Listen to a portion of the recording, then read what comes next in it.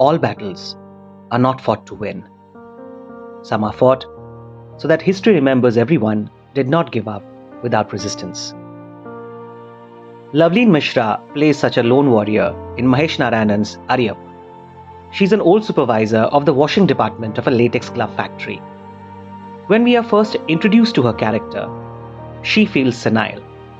She sniffs around foul play in the factory, senses certain misdoings going on, and tries to convince her peers and seniors about her findings.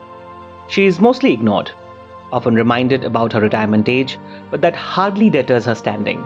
The character is there only for a few scenes in Ariyippu, but perhaps is the underlying crux of Narayanan's new film that we consider his best. She fights this vicious loop of corrupted system where she belongs, as she doesn't know how else to deal with all that's happening.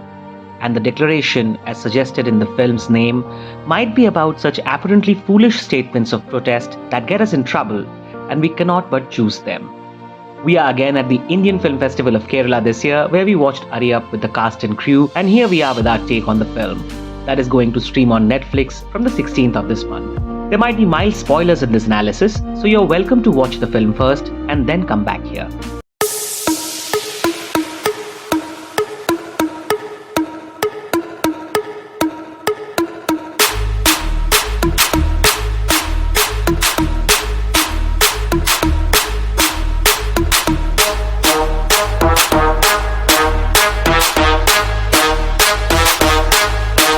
Ariyippu follows a couple from Kerala, Harish and Reshmi, working in a latex glove factory in Delhi. They are trying to get a job outside the country, pursuing for their work visa, as the lockdown breaks in, thus suspending all proceedings. A video of Reshmi that Harish had captured to demonstrate her work skills in the factory for a visa application gets merged with that of a woman involved in a sexual act inside the factory and goes viral. Harish tries to investigate and get down to the origin of this edited video, as relationships are tested, strength of characters are questioned, and the overall moral fabric of our society is pondered upon. Like in the films of Asghar Farhadi, Narayanan creates a crisis in Ariyippu to know his characters better, as the ecosystem of this latex glove factory becomes a microcosm of our own society at large, with varied dilemmas and multiple perspectives. There's Harish, played by a superb Kunchacko Boban, continuing his dream form, who is determined to get to the root of things, even if his wife insists to drop the case and move back to their hometown. We admire his determination against all odds, only to realize later that his persistence for truth is more from a point of view of male ego, as he is only keen to find out if the edited woman in the video is not his wife. He abuses Reshmi when in doubt and pushes up on her when in distress. In an utterly haunting sequence, we find Harish almost coercing Reshmi into the same sexual act as in the viral video, as director Narayanan poses a very difficult question around how a male mind works.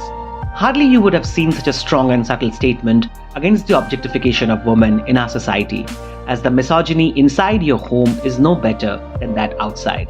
Harish is the same man who asks the local police inspector to talk respectfully when talking to his wife, as you later wonder if such well-meaning words of care are rather declarations of possession under facades of concern. And then you wonder how many of us might be the same. Divya Prabha as Reshmi is the heart of the film. She expresses so much with so less, giving one of the finest performances of the year. Mahesh carves Reshmi's arc so well in his writing, from being the obliging wife to Harish, always depending on his decisions, to becoming this girl of decisions of her own with a subtle declaration to the world.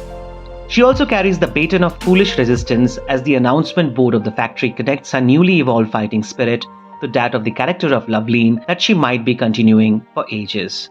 Mahesh Narayanan once again builds up on the inspiration of a true story, uses the backdrop of the pandemic and immigrants workers after See You Soon and Take Off. The setup of the latex glove factory also provides a unique atmospheric layer with the numerous extended hands, but only lifeless in nature. Interestingly, the film doesn't have any background score until the very end, when the sounds of machinery movement work as bits to Ariyippu's climax music, thus turning things metaphoric and surreal. So does the setting of the story within the dry cold of Delhi in its colorless texture, an intelligent choice indeed, as we hear police officers suggest how household crimes are a part and parcel of every day and are better to be settled mutually. Ariyippu leaves us without any closure, like the investigation behind the infamous video in the film.